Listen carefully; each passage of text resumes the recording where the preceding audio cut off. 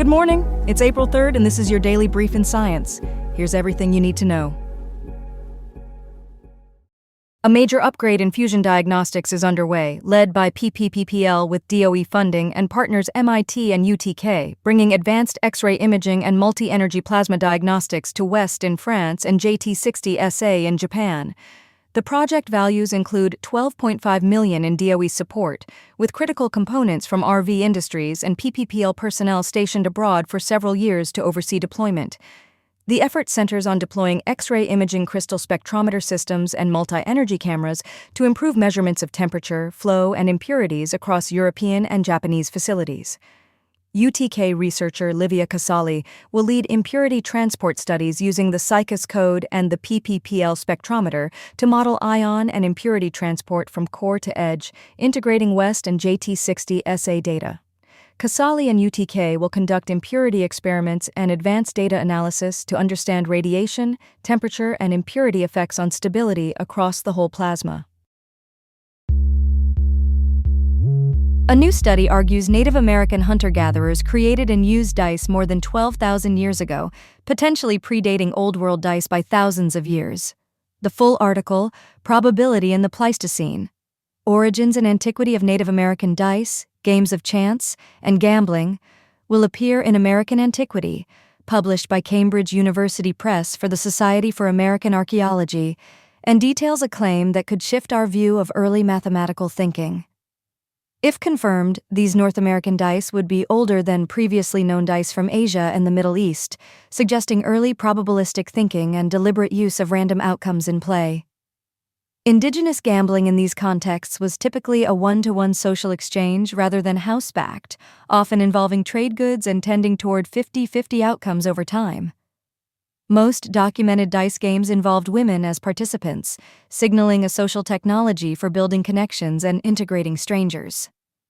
The research builds on Cullen's descriptions of binary lots, with Madden seeking artifact evidence of dice that function like coin flips and yield complex outcomes when multiple dice are used. Robert J. Madden, a Colorado State University PhD student, emphasizes that while the findings do not constitute formal probability theory, they show intentional use of random outcomes in rule-based play and contribute to probabilistic thinking in human history. Archaeologist Madden examined the oldest candidates in person, confirming they are bone dice with worn surfaces and etched markings, some showing faint red pigment differences between sides. He developed 4 diagnostic features to classify artifacts as dice: two-sided composition, distinct markings on each side, flat or slightly curved surfaces, and a size suitable for holding and throwing multiple pieces. Madden systematically reviewed Native American artifacts to identify potential dice using criteria such as being two-sided, hand-sized, marked, and lacking holes. Independent experts, including Weiner of Dartmouth College, support the interpretation that the objects are dice and reflect a long-running Native American dice tradition. Other experts not involved in the study generally concur that these artifacts are dice and not misidentified objects.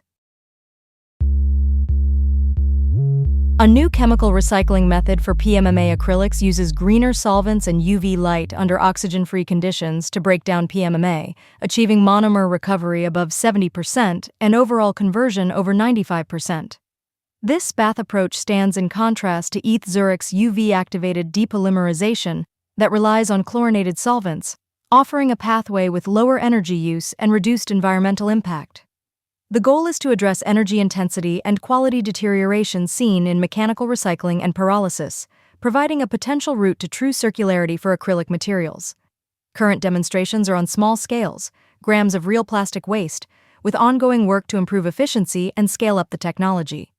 The method is compatible with more sustainable solvents, improving environmental performance and industrial viability, though recycling currently involves only a few grams per batch while scale-up proceeds. Laboratory-scale efforts focus on scaling up, process intensification, solvent recovery, and integration with existing recycling infrastructure. Compared with traditional mechanical recycling, which degrades quality, the bath method aims to recover pristine monomers for high-quality, glass-like applications such as screens and spectacles. Experts emphasize cleaner, energy-efficient pathways and closing the loop for polymers through high-purity monomer recovery. The approach uses lower temperatures and sustainable solvents, boosting environmental performance and industrial scalability. This breakthrough aims to eliminate downcycling by reclaiming high-purity monomers, reducing fossil-based feedstock reliance, and advancing sustainable management of acrylic plastics.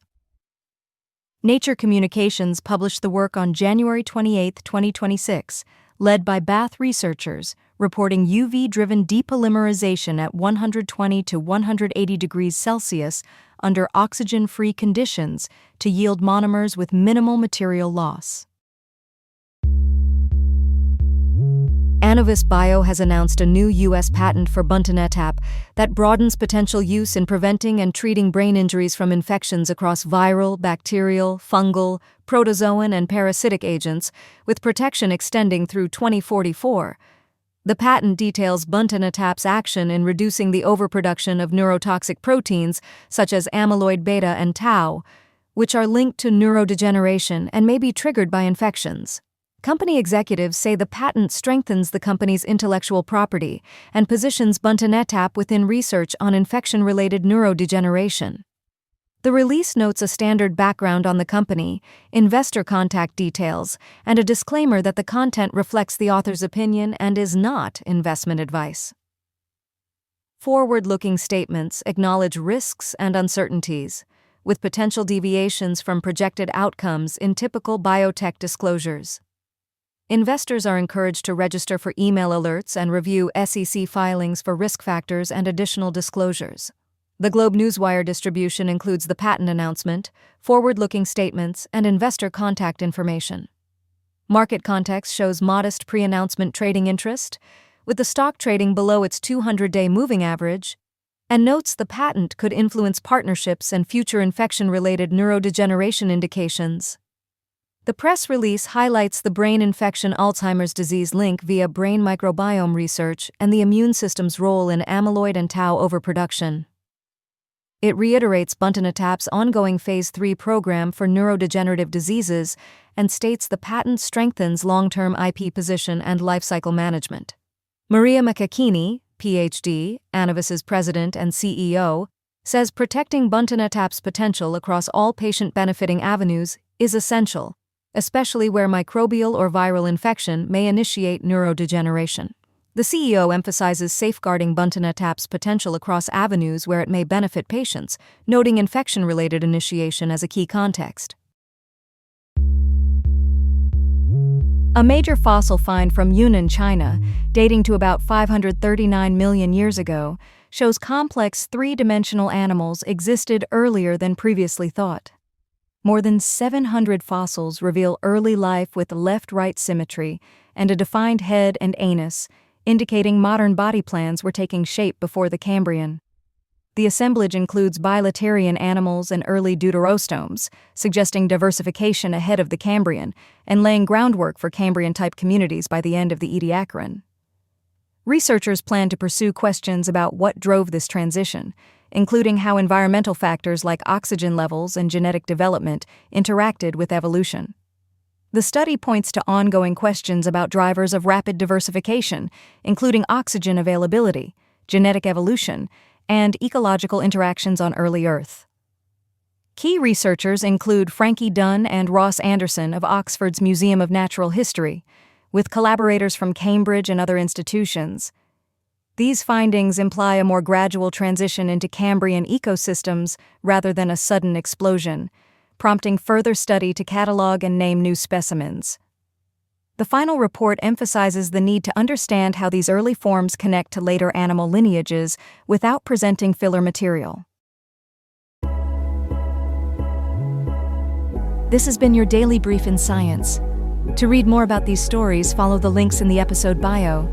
You can also subscribe to these updates via email at www.brief.news.